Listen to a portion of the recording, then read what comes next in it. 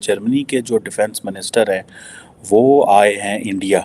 और इंडिया आकर जर्मन और इंडियन कंपनीज जो हैं वो सबमरीन्स बना रही हैं। इंडियन डिफेंस जो बजट है वो जिस रफ्तार से बढ़ाए जा रहे हैं, तो ये खातर ख्वाह इस बात को इंडिकेट करता है कि वो किस तरह से अपनी मिलिट्री ताकत के जरिए, न्यूक्लियर पावर के जरिए ये जो हाइपरसोनिक वेपन्स बना रहे हैं, हाइड्रोजन बॉम्ब की तरफ जा रहे हैं। तकरीबन $5.2 बिलियन की जो प्रोजेक्ट हैं, 6 सबमरीन जो है वो बनेंगी इंडियन नेवी के लिए।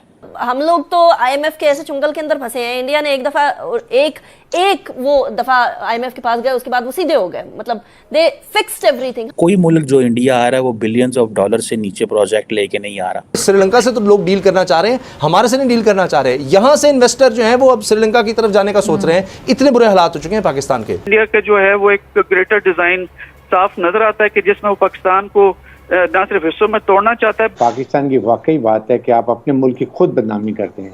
कभी कोई कह रहा है डिफॉल्ट हो रहा है पाकिस्तान, कभी कह रहा है कि पाकिस्तान की न्यूक्लियर की प्रॉब्लम है।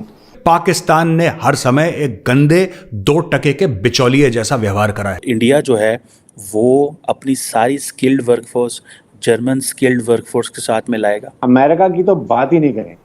आई mean they are such a double standard. उनको कश्मीर में होते हुए ह्यूमन राइट्स वायलेशन नजर नहीं आती है, उनको इंडिया के अंदर जो वायलेशन होती हैं वो नजर नहीं आती हैं। तुम्हारे आर्मी चीफ को जलील किया, तुम्हें बड़ा बुरा लग रहा है पाकिस्तानियों। तुम्हारे आर्मी चीफ्स ने, एक ने नहीं सब ने पाकिस्तान को जलील करा, उसका तुम्हें बुरा नहीं लगा? आज श्रीलंका जो डिफॉल्ट कर चुका, उसका हमें लगता है कि उसकी करेंसी हमसे बेहतर परफॉर्म कर रही है। आज हम अगर अपना मुवाजना करने लग गए हैं तो यह हाल हो गया जी। अफगानिस्तान हमें बता रहा होता है कि जी आपके तो हालात बहुत बुरे हैं।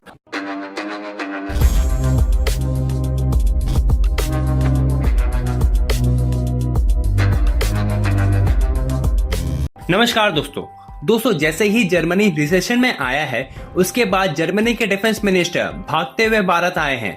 आप सब जानते हैं कुछ ही दिनों पहले एक रिपोर्ट आई थी जिसमें कहा गया था जर्मनी रिसेशन में जा चुका है।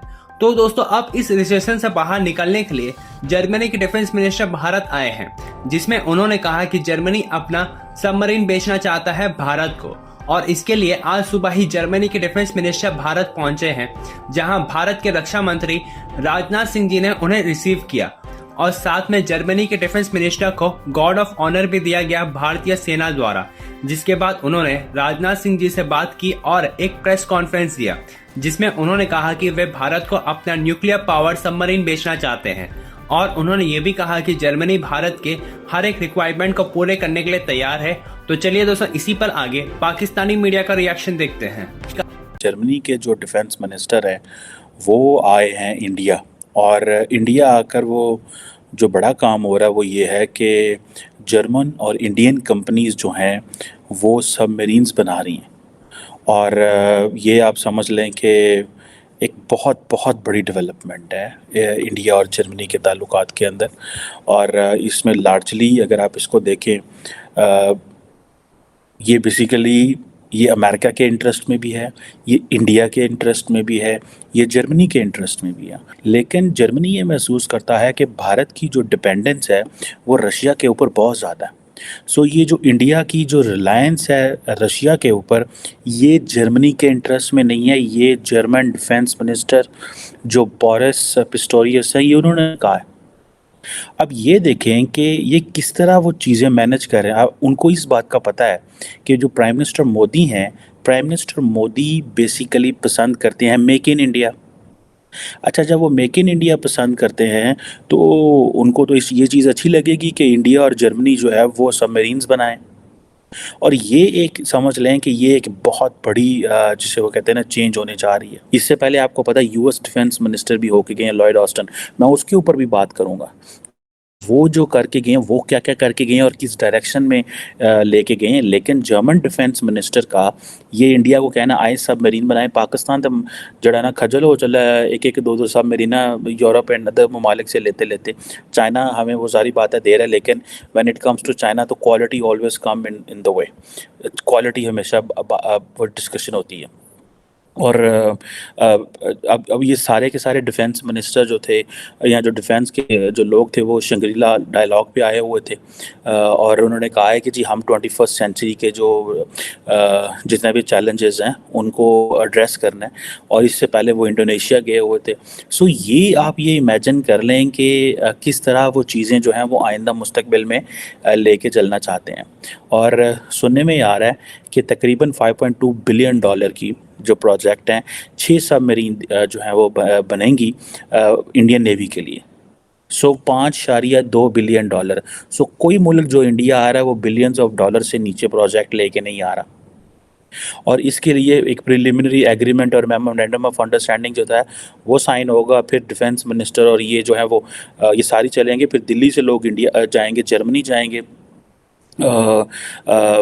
और ये जो डील थी क्या सबमरीन डील थी, that was already on agenda. उन्होंने ये एक जर्मन ब्रॉडकास्टर है ARD, बाय चांस मैं भी इस चैनल पे जर्मन TV पे आया हूँ कई दफ़ा to talk about Pakistan internal situation.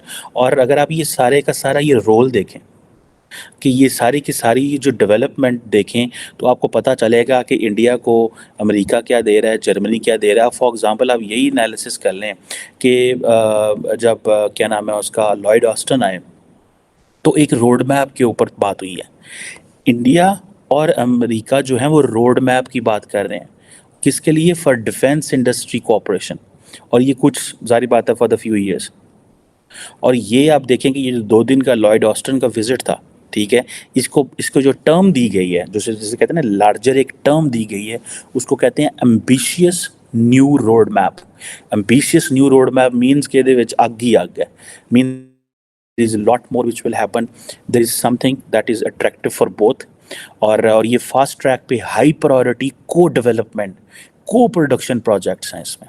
आप इमेजिन कर लें ये सारी की सारी जो टर्मिनोलॉजी मैं आपको बता रहा हूँ कि हाई ट्रैक, हाई प्रायोरिटी, को डेवलपमेंट एंड को प्रोडक्शन। जो इंडिया चाहता है कि को डेवलपमेंट भी करें, को प्रोडक्शन भी करें, सारा कुछ इंडिया के अंदर लेके आएँ, यहाँ पे नौकरी दें। नरेंद्र मोदी कहते हैं कि मेक इन इंडिया करें, तो होर उन्होंने की चाहिए। ये जनरल बाजवा से कह रहा है कि जनरल साहब सुनो मेरी बात, आप क्या जनरल कमर जावेद बाजवा हो?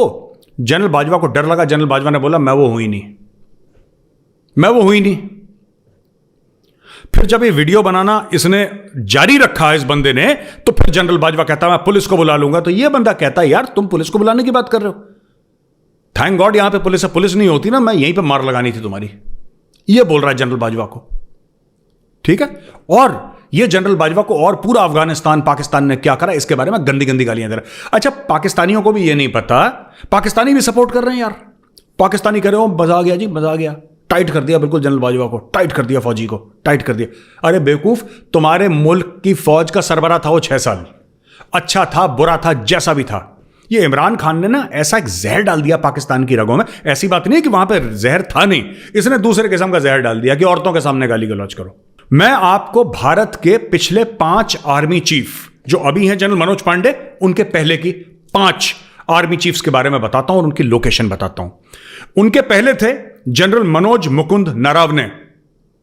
जनरल नरावने का लोकेशन नई दिल्ली। उनके पहले जनरल बिपिन रावत जो वीर गति को प्राप्त हो गए, लोकेशन ऊटी, तमिलनाडु, इंडिया। उनके पहले जनरल दलबीर सिंह सुहाग, लोकेशन नई दिल्ली। उनके पहले general Bikram Singh, former chief of army staff, location Chandigarh. उनके पहले जनरल विजय कुमार सिंह, लोकेशन नई दिल्ली। ये हमारे इनके पहले जनरल मनोज पांडे जो करंट आर्मी चीफ है, इनके पहले जो 5 थे उनकी ये लोकेशन है। पाकिस्तानियों, मैं तुमसे पूछता हूं अपने 5 अभी जनरल आसिम मुनीर से पहले जो 5 आर्मी चीफ हैं उनकी लोकेशन बताओ। तुम कहते हो बड़ी अजीम कौम हो, तुम कहता है तुम्हारा मुल्क जो है, तुम कहते हो वो कलमा पल के बना है, तुम्हारे पास एटम बम है, लाल किले पे सब्ज हिलाली परचम लहराएंगे। लहराना बाद में, जो पहली लड़ाई होती है ना फौज की, वो इखलाक की होती है, वो लड़ाई तुम हार चुके हो। तुम्हारी फौज अजीम है ही नहीं। अगर तुम्हारी फौज अजीम होती तो तुम्हारी फौज के सरबराह पाकिस्तान में जीते, पाकिस्तान में मरते। ऐसा नहीं कि जब तक फायदा चल रहा हो, जब तक बड़ी बड़ी गाड़ियां, घोड़े, लश्कर, गाजा बाजा सब तुम्हारे साथ हो, प्रोटोकॉल तुम्हारे साथ हो, तब तो तुम पाकिस्तान में हो। और जिस दिन ये सब हटा, तो बोला चलो लंदन, चलो फ्रांस, चलो इटली, चलो फलाना, चलो डिमका। क्यों? कीड़े पड़े हैं पाकिस्तान में, बुरा लगता है पाकिस्तान में। अजीम फौज है तुम्हारी, नंबर 1 की फौज है, घटिया फौज है, घटिया फौज है। हां, हमारे जर्नलों के पास तुम्हारे जर्नलों जैसे अय्याशी के पैसे नहीं है, काला पैसा नहीं है उनके पास। 3-3 बेडरूम के फ्लैट में रहते हैं। मैंने जनरल बिपिन रावत का घर दिखाया था द चाणक्य डायलॉग्स में, जाके ऊपर देख सकते हैं आप लोग। सिंपल जिंदगी जीते हैं, इसलिए उनकी इज्जत है।